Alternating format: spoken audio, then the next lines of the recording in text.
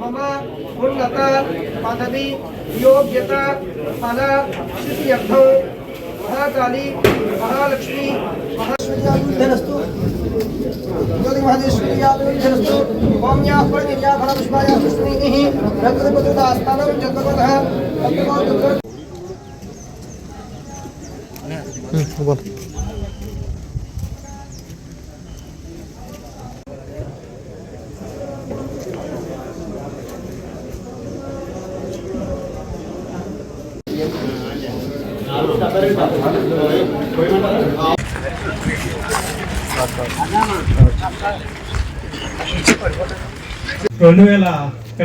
సంవత్సరంలో మేము పూర్తిగా ఆటోమేటిక్ ప్లాంట్ గా నిర్మించడం జరిగింది.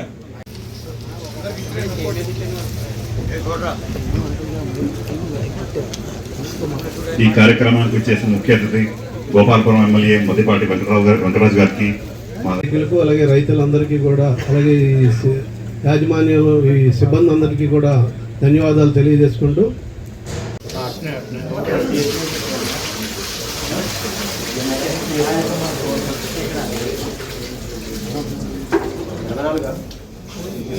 ఫోన్ నెంబర్ చెప్పి క్యాన్ చెప్పు.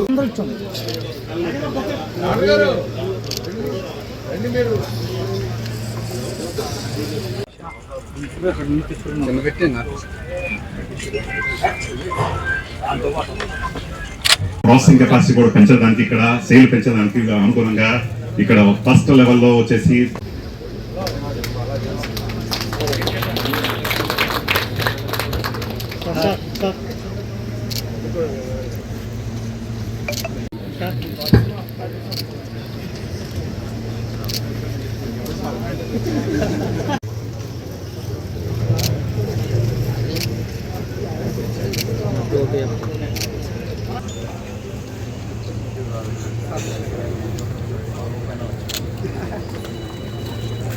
అలాగే గత 5 సంవత్సరాల కాలంలో ప్రభుత్వం సంగం డైరీని వివిధ రూపాయల వేధించిన విషయం, అలాగే ఎన్డీడీబీ కూడా లెటర్ రాసి నిధులు ఇవ్వకూడదని రాసిన నేపథ్యాన్ని కూడా ఒకసారి గుర్తు చేస్తా ఉన్నా. అయినా మేము సంగం డైరీ రైతుల భాగస్వామ్యంతో నడిచే సంస్థ కాబట్టి రైతుల యొక్క నమ్మకం ద్వారా వాటన్నిటిని అధిగమించి మేము అభివృద్ధిని సాధించడం జరిగింది. ఆ ప్రాంతాల్లో ఉన్న ప్రజల యొక్క అభివృద్ధిలో మేము భాగస్వాములై రైతులకు కావాల్సిన కార్యక్రమాలు తీసుకుని ముందుకు వెళ్తా ఉన్నాం.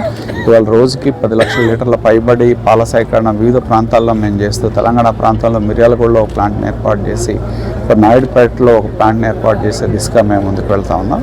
మేము ఎక్కడికి వెళ్ళినా కూడా ఆ ప్రాంత అభివృద్ధిలో భాగస్వాములు వెళ్తాం. అదేవిధంగా ఇవాళ ప్రభుత్వం కూడా మాకు సహకారాన్ని అందించి ప్రభుత్వ ఏపీఐసిలో ల్యాండ్ని కేటాయించడం ద్వారా మేము దాదాపు 200 కోట్ల రూపాయల పెట్టుబడితో కొత్త ప్లాంట్ని నాయుడుపేట దగ్గర మేకనూరు ఎస్సీజెడ్లో ఏర్పాటు చేస్తాం. అలాగే ఇక్కడ కూడా మేము దాదాపు 35 ఎకరాల పైగా భూమిని మేము సేకరించాం. భవిష్యత్తులో ఈ ప్రాంతంలో కూడా ప్లాంట్ని ఏర్పాటు చేసి తీసుకొని మా అడుగులు ముందుకు పడతాయి. తిరుపతి ఏంటంటే సంగం డైరీకి సంబంధించి, నెయ్యికి సంబంధించి గతంలో 2022-23లో కూడా టీటీడీకి సంబంధించిన టెక్నికల్ కమిటీలు రావటం, ఎక్కడా లేని నాణ్యత పరీక్షలు. అమూల్ తర్వాత దేశంలో అతిపెద్ద కంపెనీ అమూల్ తర్వాత గ్యాస్ క్లారోఫెర్మీటర్ అనేది సంగం డైరీ దగ్గరే మాత్రమే ఉంది.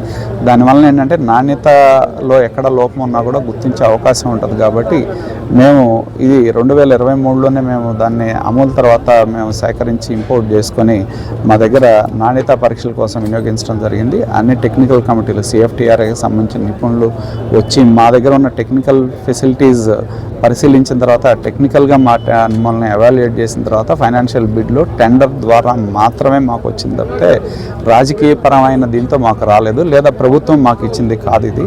ఎందుకంటే మా దగ్గర ఉన్న నాణ్యతాపరమైన పరీక్షలు కానీ నాణ్యతాపరమైన పరికరాలు దేశంలో ఎక్కడా లేవు కాబట్టి దాన్ని మమ్మల్ని క్వాలిఫై చేయటం, టెండర్ ద్వారా 5 లక్షల కేజీలు నెయ్యిని సరఫరా చేసే అవకాశం ఆ వెంకటేశ్వర స్వామికి ఎన్నో సంవత్సరాలుగా మేము ప్రయత్నం చేస్తూ ఉన్నాం. ఈ సంవత్సరం మాకు అవకాశం కలిగింది. భవిష్యత్తులో అదే స్ఫూర్తితో మేము నాణ్యతా ప్రమాణాలకి ఎక్కడా కూడా రాజీ పడకుండా సంఘం ఉత్పత్తుల్ని వినియోగదారులకి దేవాలయాలకు కూడా మేము అందించడం జరుగుతుంది. ఇప్పుడు అంటే ఇది ఓన్లీ చిల్లింగ్ సెంటర్ మాత్రమే. ఈ చిల్లింగ్ సెంటర్ ద్వారా దాదాపు ఒక 30-40 మందికి ఉద్యోగ అవకాశాలు కలుగుతాయి. రాబోయే రోజుల్లో ఇది యాక్చువల్గా మేము ప్లాంట్ పెట్టాలని చెప్పి ఈ భూమిని సేకరించడం జరిగింది. ఈ లోపు నాయుడుపేట ప్రాంతంలో చెన్నై పరిసరాలకి పాల ఉత్పత్తుల్ని మార్కెట్ చేయాలనే ఉద్దేశంతో నాయుడుపేటలో కొత్త ప్లాంట్ని మేము మొదలు పెడతాం. అది 2 సంవత్సరాల్లో పూర్తయిన తర్వాత ఈ ప్రాంతంలో ఇక్కడ ప్లాంట్ని ఏర్పాటు చేసే దిశగా మేము ముందుకెళ్తాం. నిజానికి సంగం డైరీకి వచ్చిన చిన్న చిన్న ఒడిదుడుకుని దగ్గరగా గమనించినప్పుడు సంగం డైరీ అనేది ఒక పుట్టును చూస్తే మనకి చాలా పెద్దగా లోపల ఒక చాలా పెద్ద నిర్మాణం ఉంటుంది. కానీ అతి చిన్న చిన్న చీమలన్నీ, శ్రామిక జీవులుగా ఉన్న చీమలన్నీ కలిసి ఒక సంఘటితం అయ్యి ఒక పెద్ద పుట్టు నిర్మాణం చేస్తారు. మరి అంత పుట్టు ఉన్నప్పుడు విషర్పాలు కళ్ళు పడతాయి కదండి. అలా పడ్డప్పటికీ ఆయన పోరాట ధీరత్వం అద్భుతం అని. నేను ఇప్పటికీ ఒక ఎమ్మెల్యేకి ఏదైనా సబ్జెక్ట్ మాట్లాడాలన్నప్పుడు అప్పుడు నేను ఆఫీసులో ఉండేటప్పుడు కూడా నేను అనాలిసిస్ చేసుకున్నప్పుడు వారు మాట్లాడిన స్పీచ్లు రాసుకునేవాడిని. ఆయన అసలు ఆయన ఒక ఏదైనా చంద్రబాబు గారు కూడా ఏదన్నా ఒక క్లిష్టమైన సబ్జెక్ట్ ఉంది అంటే వీరు అవైలబిలిటీ అడిగేవారు నన్ను, నరేంద్ర గారు ఎక్కడున్నారు కనుకోరాజు అని.